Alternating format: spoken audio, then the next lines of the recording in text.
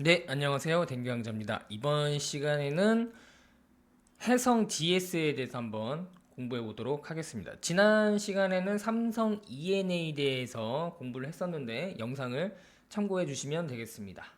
해성 DS가 속한 섹터는 반도체 기판, 그리고 이제 최근에 전기차, 자율주행, 로봇까지 관련되어 있는 섹터가 아주 괜찮습니다.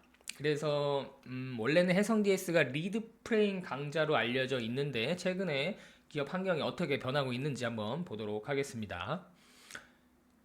코리아 서키트, 대덕전자, 심텍, 이수페타시스, TLB, 해성 DS 등 반도체 기판 종목들이 급등하여 최근에 사상 최고가를 경신하고 있다.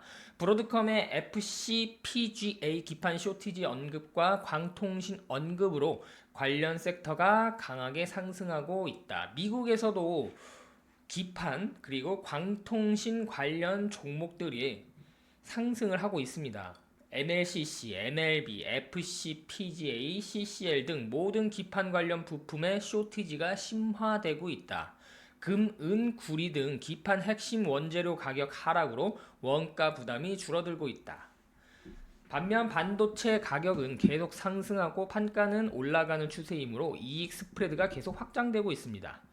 대만 반도체 기판 기업들의 PER이 25배에서 30배를 넘는 반면에 국내 기업들은 선행 PER 기준 15배에서 20배 수준으로 여전히 저평가 구간에 해당합니다.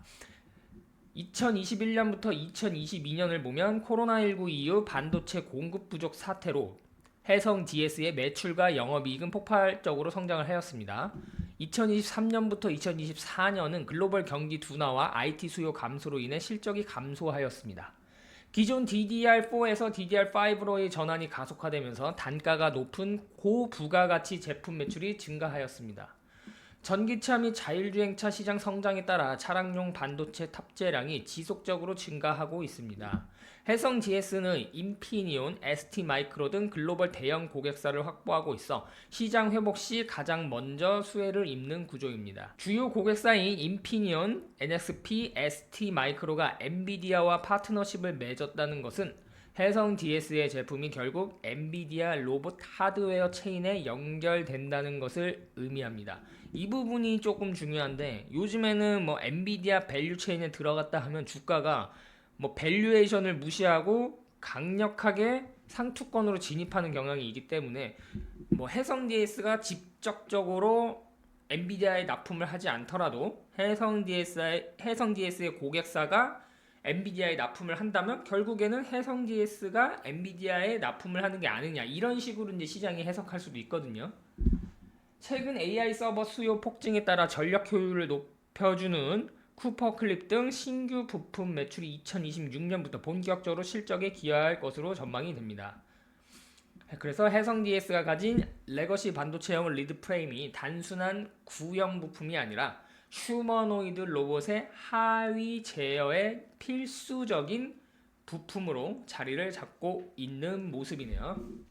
그래서 반도체 기판에서 리드 프레임이 전기차, 자율주행, 로봇으로 비즈니스가 확장되고 있는 모습입니다. 그래서 해성 GS 기본적 분석을 한번 보시면요. 분기 실적이 최근에 이제 꾸준히 올라가고 있고 1분기 실적을 보시면 지난 1분기보다 봉이 엄청나게 높죠. 2분기 실적도 이렇게 예상이 되는데 작년 1분기, 2분기 주당 순이익이 죽을 썼기 때문에 뭐 올해 1분기, 2분기 실적 이렇게 나와주면 올해 실적은 뭐 거의 99% 작년 대비 좋아진다 이렇게 보시면 되겠죠. 그래서 2025년 실적을 바닥으로 올해, 내년, 내후년 이렇게 실적이 증가할 것이다. 그래서 연간 실적도 사상 최대 실적을 경신할 것으로 그렇게 예상이 되고 있습니다. 보시면 올해 뭐 2분기 누적 실적 예상 누적 실적을 보시면 전년 대비 매출액은 33% 증가가 예상이 되고 영업이익은 497%가 예상이 됩니다. 증가가 3분기 누적으로 보면 매출액은 이게 왜 줄어들게 나오죠? 아 이게 예, 지금 여기 실적이 발표가 아직 안 되어 있죠. 이게 2분기가 아니라 3분기. 예, 이게 없어서 그렇죠. 지금 영업이익이 3분기가 더해지지 않았는데도 불구하고 지금 100%가 넘게 증가할 것이다. 이건 뭐 이제 게임 끝났죠. 올해 실적은. 그래서 장기 실적을 보시면 시가총액이 이제 사상 최고가 경신을 했죠. 네. 이거를 보면은 어느 정도 올해 실적과 내년 실적에 대한 기대감이 주가에 약간 반영이 되고 있는 모습을 여기서 시가총액에서 확인해 볼 수가 있겠죠. 그래서 실적이 턴어라운드 되는 모습이 보이고 있고, 이게 평균 PER을 보시면 그동안 10.5배 정도 보였고 PBR은 1.6배 정도의 형성이 되어 있습니다. 그래서 그동안 이제 고점 펄을 보시면 한 15배, 17배 정도도 받았었거든요. 그래서 이번에도 뭐 15배, 17배 정도는 충분히 받을 수 있지 않겠느냐. 해성 DS가 속한 업황이 좋기 때문에. 그래서 제가 목표 펄을 15배 정도로 설정을 해 보았는데, 그러면 목표 주가는 75,000원에서 90,000원 사이가 나오고요. 뭐 예를 들어서 17배로 설정을 해 버리면 10만원 정도까지 주가가 도달할 수 있지 않겠느냐. 그렇게 판단이 됩니다. 그래서 해성 DS의 주가 위치를 보시면 무릎에서 이제 왔다 갔다 하고 있네요. 무릎을 통과했다가 2026년 1월 28일 날 통과를 했어요. 그러다가 다시 지수가 밀리면서 눌렸다가 이번에 다시 또 통과를 하려고 하는 모습이죠.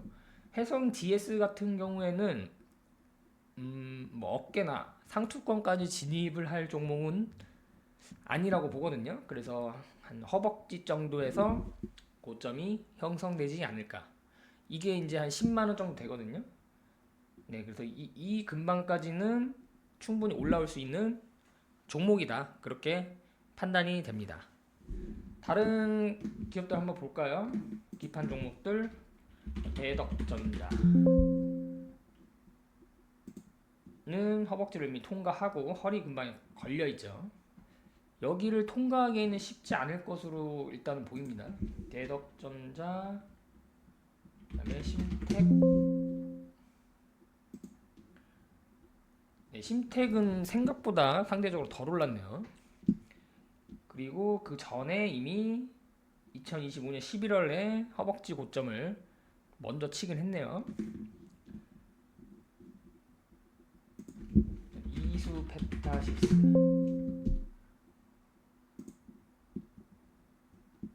이수페타시스도 이날 2025년 11월 25일 이때 이제 허리 고점을 치고 내려오고 있는 모습입니다. 이게 반등을 해줄지 어디까지 해줄지는 정확히 잘 모르겠습니다. 예. 근데 어쨌든 단기적으로 보면 허리 고점을 쳤다. 그렇게 보시면 될 것 같고요. 그리고 또 어떤 종목이 있었죠? 코리아 서키트 TLB 한번 보도록 하겠습니다.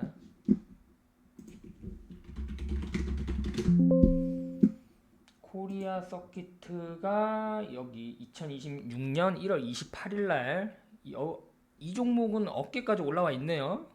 올라왔었다가 조정받고 그 다음에 이제 허리 고점 여기서 만약에 통과하지 못하고 눌린다면 이제 주가 위치의 고점이 계속 낮아지는 거기 때문에 하락 추세, 단기적으로는 하락 추세로 보는 게 기술적으로는 맞죠. 예, 여기를 뚫지 못하고 다시 내려온다면. 그리고 코리아 서키트도 이때 이미 단기 고점은 나왔다. 이렇게 보시면 되겠고,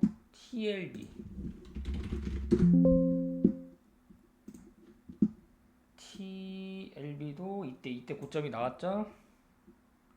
2025년 10월 10일 날 왼쪽 어깨를 치고 아까 말한 자리가 이런 자리입니다.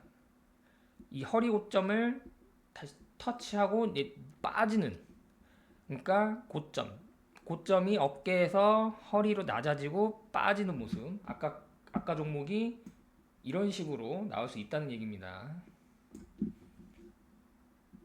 그래서 이런 종목들을 비교해서 해성 GS는 네, 뭐 고점 나온 게 없죠? 네, 나온 게 없고 지금 막 무릎을 통과하려고 하고 있고 허벅지 고점까지는 충분히 도전을 해볼 만한 종목이 아닌가. 네, 그런 판단이 지금 시점에서는 듭니다. 오늘 방송은 여기까지 하도록 하겠습니다. 여러분들의 포트폴리오를 짜시는데 도움이 되시길 바랍니다. 감사합니다.